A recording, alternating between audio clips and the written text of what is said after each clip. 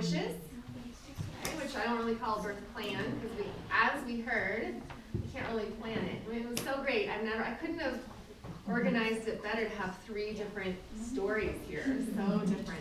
So really, really awesome. Okay. So the first thing I'm going to do is I'm going to follow along here, and I'm going to talk about the big 3 during childbirth as far as comfort measures. And the first one I want to talk about, and I'll use Anna when you're. Can you come up and can I show you demonstrate on you? Are you going to stick around for a second? Ready. Okay. So the first thing I'm going to talk about is the double hip squeeze. Okay. So Anna's going to get on her hands and knees. And we are going to create butt cleavage, okay? Doesn't that sound great? Look at this right down her back. So when Anna is in labor, and she's starting to feel those contractions, and she's starting to really get uncomfortable with them, what I want to do is I want to place my hands or fists on the, I'm going to take off my shirt, little ring here, on the inside of her butt cheeks, sort of right where her hip bone meets her pelvis meets the thigh bone, right? Okay? And I'm going to press on both sides at the same time, okay? And it's just what it talks about. It's just making that butt cleavage, okay? So I'm pushing like this, and I'm trying to do this during a contraction. That's the best, unless she tells you not to, unless she does the like, back, you know, go away, go away. So I'm making butt cleavage here. I can either do it with my... Annie gets a much better view. What? Annie gets a much better yeah. view. I don't know if she can see it. I also can use my inner thighs. Does that feel different to you? Mm-hmm. So what I'm doing with this is sort of pulling, squeezing in and pulling up. Mm-hmm.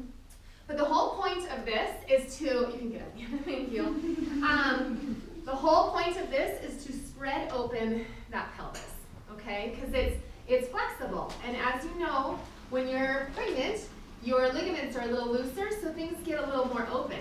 So you can squeeze it, and it just creates that much more space for that baby to get down to where that baby needs to go.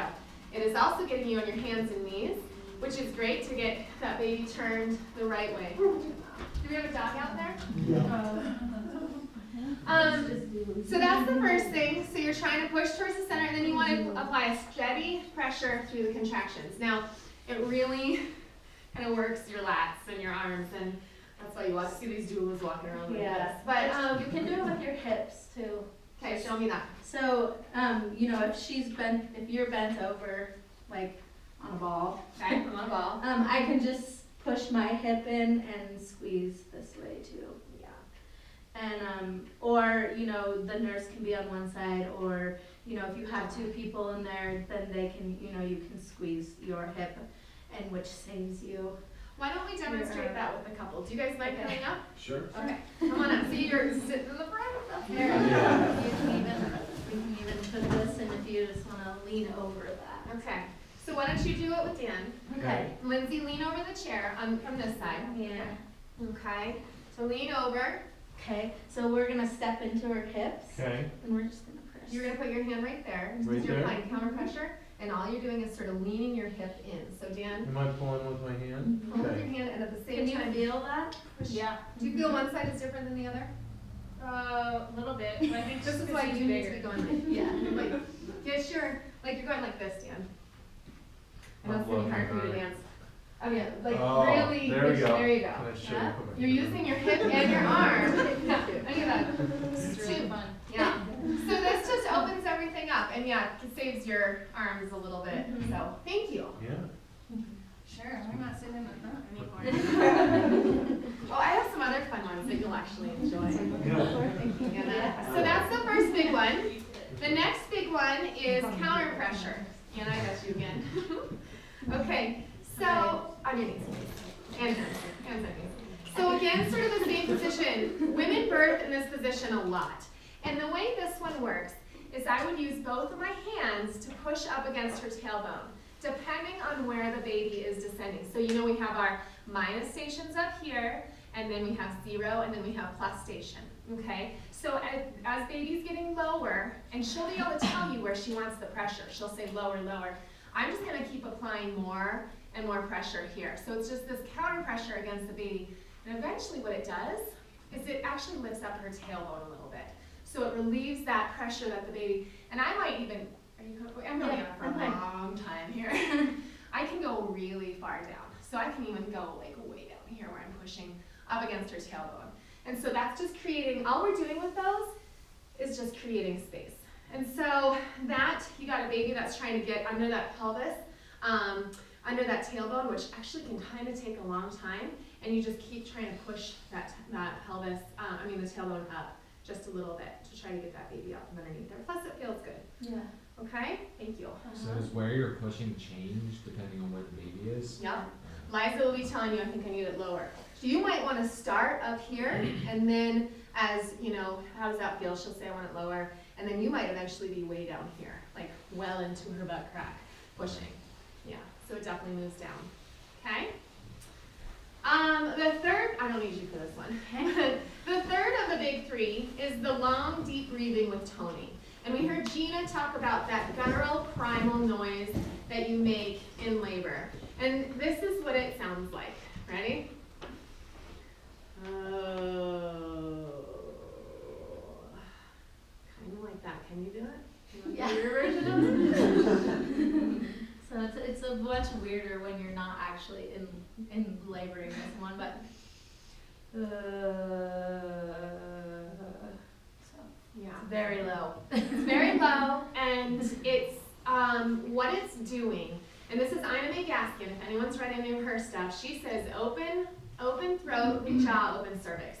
So it just, the more open your jaw is, the lower it goes, the more it's going to get down here, because what you're wanting is everything open and relaxed down here, okay? Now you're using this to get through some of that pain. So once you have an epidural, you're not going to be using, if you do that route, you're not going to be using this sound. But you are going to be using it as a distractor, like Gina said, but also just a way to open everything up. So the magic formula when I was in labor, and this was during active and transition stage labor, so those later stages, is I would do a deep breath in and let it go, and then the next would be tone. And what my husband did, without even us talking about it, was he would match me the same. And so what you guys can do that is really effective is help her get that tone at that right level. Now, I've sat during a birth where the dad did a great job, but he was sort of like this, and I wasn't gonna say anything because Mama was digging it, and that's just fine. But it's a little bit lower and it's a little bit more open if you can. But it was working, so I wasn't gonna correct him, and it was really sweet. But if you can match her on that, it'll become really an amazing dance that you guys can do. I would imagine Gina probably had someone in the room who was doing that with her, because what ends up happening is you will be like this. And you're trying to get away from the pain. And when your body tenses up and you're just trying to get away from the pain, and then everyone's thinking, oh, things are going so great, but you need dad in there, or a doula, or mother, or whatever to say, I need it to be lower. And so then Anna might say, okay, and that's still not good. We need to show her at that moment where it needs to be. So it needs to be right here. I'm not going to make everyone do it at once, although you did very good.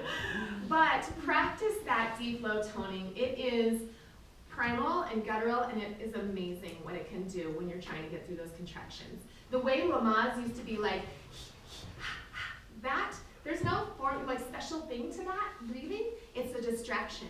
So the toning is a better distraction because it just really lets everything open up. Okay?